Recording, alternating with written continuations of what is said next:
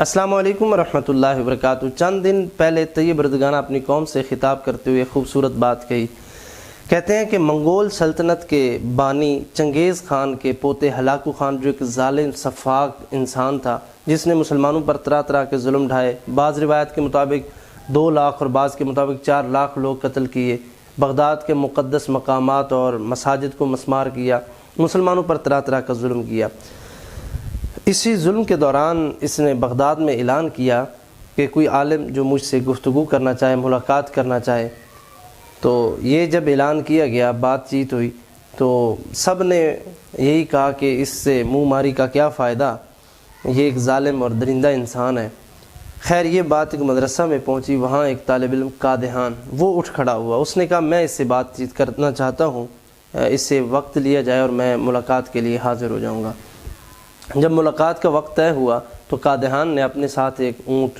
بڑے جسے والا اونٹ لیا اور ساتھ بکرا اور ایک مرغ لیا اور وہاں پر پہنچ گیا۔ خیمے کے باہر جب بتایا گیا کہ مسلمانوں کا نمائندہ آن پہنچا ہے، جب ہلاکو خان نے دیکھا کہ یہ نمائندہ جس کے بھی داڑھی مکمل نہیں آئی، نوجوان سا ہے اور اس نے نمائندگی کرنی ہے مسلمانوں کی، تو اس نے طنزیہ انداز میں کہا کہ مسلمانوں کو تم ہی ملے تھے جو نمائندہ بن کے آئے ہو۔ تو اس کا خیال یہ تھا کہ کوئی جسے والا، کوئی آواز والا، کوئی تگڑا بندہ آتا میرے سامنے بات کرتا، ظاہر ہے یہ ہلاکو خان تھا۔ تو اس قادحان نے کہا کہ تمہیں اگر بڑے جسے والی چیز چاہیے تو باہر اونٹ کھڑا ہے، اس سے ملاقات کر لو۔ اگر تمہیں کوئی بڑی داڑھی چاہیے تھی تو وہ بکرا باہر ہے، اس سے کلام کر لو۔ اور اگر تمہیں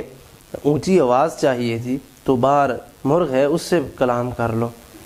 اگر فہم و فراست اور حکمت کی کوئی بات کرنی ہے تو میں حاضر ہوں۔ جب اس نے یہ بات سنی تو اس نے کہا کہ واقعی اس میں فہم و فراست کا ملکہ ہے، جس نے 3 سٹیپ میں جو جواب دی ہے اور وہ کامل جواب ہے کہ اگر تمہیں جسے والی چیز سے کلام کرنا ہے تو باہر اونٹ ہے، لیکن اگر انسان سے کرنا ہے تو میں موجود ہوں، اور اگر تمہیں اونچی آواز چاہیے تو مرغ موجود ہے، اگر آپ نے ٹیبل پہ بیٹھ کے کوئی مکالمہ کرنا ہے، کوئی گفتگو کرنی ہے تو میں انسان حاضر ہوں۔ خیر اس سے وہ بھانپ گیا کہ یہ بندہ سمجھدار ہے۔ اس نے ایک پھر سمجھداری والی بات پوچھی۔ ہلاکو خان نے پوچھا کہ قادحان تم بتاؤ کہ ہمارے یہاں آنے کی کیا وجہ بنی، کیا سبب بنا کہ ہم یہاں آئے؟ تو قادحان نے جواب دیا کہ ہم نے حد درجہ کی اللہ تعالیٰ کی نافرمانی کی، اس کی حدود کو پامال کیا، پھر اللہ نے ہمارے اوپر عذاب نازل کیا، اور عذاب تمہاری شکل میں ہمارے اوپر نازل کیا کہ ہم نے اس کی نعمتوں کی ناقدری شروع کر دی، ہم نے اس کے احسانات کو بھلا دیا، پھر آج ہم عذاب کا شکار ہو گئے ہیں۔ پھر اس نے اگلا سوال کیا کہ ہم یہاں سے کیسے جائیں گے، ہمیں یہاں سے کون نکالے گا؟ تو قادحان نے پھر جواب دیا جس دن ہم اللہ کی فرما برداری اور اطاعت شروع کر دیں گے، جس دن ہم اللہ کی بارگاہ میں حاضر ہو جائیں گے، نعمت کی قدر کرنا شروع کر دیں گے، احسانات پہ شکر کرنا شروع کر دیں گے، اللہ اور اس کے رسول کا نظام نافذ کر دیں گے، اس دن تمہیں یہاں کوئی رہنے نہیں دے گا۔ اب اس کا نتیجہ کیا ہے کہ جب کہیں کسی دوسری قوم پر کوئی تکلیف نازل ہوتی ہے یا قدرتی آفت، تو ہماری رائے یہ ہوتی ہے کہ ان پر عذاب نازل ہو رہا ہے، حالانکہ ہم بحیثیت مسلمان قوم دنیا جہان میں پریشان ہیں، ذلت کا نشان بنے ہوئے ہیں، مظلومیت کا نشان بنے ہوئے ہیں، ہمارے اوپر طرح طرح کے ظلم ہو رہے ہیں، کہیں ہم تو عذاب کا شکار نہیں ہو گئے، کہیں ہمارے اوپر تو عذاب نازل نہیں ہو گیا؟ خاص کر کے پاکستانی قوم